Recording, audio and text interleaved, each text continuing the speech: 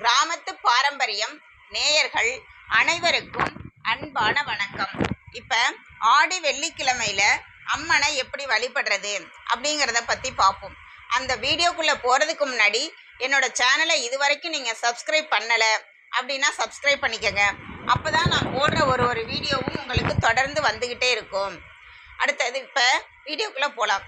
ஆடி மாதம் அம்மனுக்கு உகந்த மாதம் என்பதால் இந்த மாதத்தில் வருகின்ற அனைத்து வெள்ளிக்கிழமைகளும் சிறப்பு வாய்ந்ததாகும். பொதுவாக ஆடி மாதத்தில் அம்மனின் சக்தி இருமடங்காக இருக்கும் என்பதால் ஆடி வெள்ளிக்கிழமைகளில் யார் அம்மனை வேண்டி விரதம் இருந்தாலும் அவர்கள் நினைப்பது நிறைவேறும். அதையடுத்து ஆடி மாத முதல் வெள்ளிக்கிழமையின் சிறப்பு குறித்து அறிந்திடலாம். ஆடி மாதத்தில் வரும் ஒவ்வொரு வெள்ளிக்கிழமை அன்றும் புற்றுள்ள அம்மன் கோவிலுக்கு சென்று நாகருக்கு பால் ஊற்றி வேண்டிக் கொள்வது சிறப்பாகும். ஆடி மாதத்தில் பெண் குழந்தைகளை அம்மனாக கருதி ரவிக்கை, தாம்பூலம், வளையல், குங்குமச்சிமிழ், சீப்பு, கண்ணாடி, மருதாணி, மஞ்சள் போன்றவற்றை கொடுத்து உணவு வழங்கி சிறப்பிக்க அம்மன் அருள் கிடைக்கும் என்பது ஐதீகம். மேலும் அம்மனுக்கு எலும்பிச்சம்பழ மாலை அணிவித்து வேண்டினால் நிச்சயம் நினைப்பது நிறைவேறும். ஆடி மாதத்தின் முதல் வெள்ளிக்கிழமை ஸ்வர்ணாம்பிகை அம்மனை வணங்க வேண்டும். பார்வதி தேவியின் ஒரு வடிவமே ஸ்வர்ணாம்பிகை அம்மனாகும். ஆடி மாதம் முதல் வெள்ளியின் போது ஸ்வர்ணாம்பிகை அம்மனை மனம் உருகி வேண்டிக் கொள்ள வீட்டில் செல்வ வளம் பெருகும். ஆடி முதல் வெள்ளியன்று இனிப்பு தேங்காய் கொழுக்கட்டை, உப்பு, காரப்பருப்பு கொழுக்கட்டை, எள்ளு கொழுக்கட்டை ஆகியவற்றை நைவேத்தியம் செய்து வழிபட வேண்டும். ஆடியில் அம்மனுக்கு கூழ் செய்து படைத்து வழிபடுவது அம்மனுக்கு மகிழ்ச்சியை ஏற்படுத்தும்.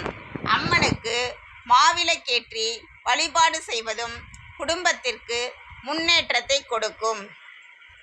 ஆடி வெள்ளியன்று மகாலட்சுமியை வழிபட நிறைந்த செல்வம் தேடி வரும். அதேபோல் அம்மனுக்கு பாலாபிஷேகம் செய்து வீட்டில் பால் பாயாசம் செய்து அம்மனை வழிபட செல்வ வளம் பெருகும் என்பது நம்பிக்கை. ஆடி முதல் வெள்ளிக்கிழமை சாத்தூர் அருகே அமைந்துள்ள இருக்கன்குடி மாரியம்மன் கோவிலுக்கு சென்று மனமுருகி வழிபட செய்யும் தொழிலில் உள்ள அனைத்து தடைகளும் நீங்கும். திருமண தடை உள்ளவர்கள் இங்கு வந்து வழிபட விரைவாக தடை நீங்குவதற்கு ஒரு வழியாகும். குழந்தை பாக்கியம் இல்லாதவர்கள் இங்கு தொட்டில் கட்டி வேண்டிக் கொள்ளால் குழந்தை பிறக்கும் என்பது நம்பிக்கை.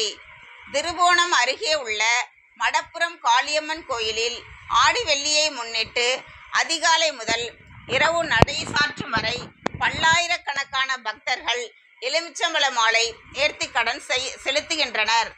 அதேபோல் சமயபுரம் மாரியம்மன், உறையூர் வெக்காளியம்மன், திருவானைக்காவல், அகிலாண்டேஸ்வரி திருவேற்காடு கருமாரியம்மன், ஊத்துக்கோட்டை மாரியம்மன் போன்ற பல்வேறு அம்மன் கோயில்களிலும் ஆடி வெள்ளிக்கிழமைகளில் சிறப்பு வழிபாடுகள் நடைபெறுவதுண்டு. ஆடி முதல் வெள்ளியன்று அம்மனை வழிபடுவதால் கிடைக்கும் நன்மைகள் குறித்து அறிந்து கொண்டோம். நன்றி, வணக்கம்.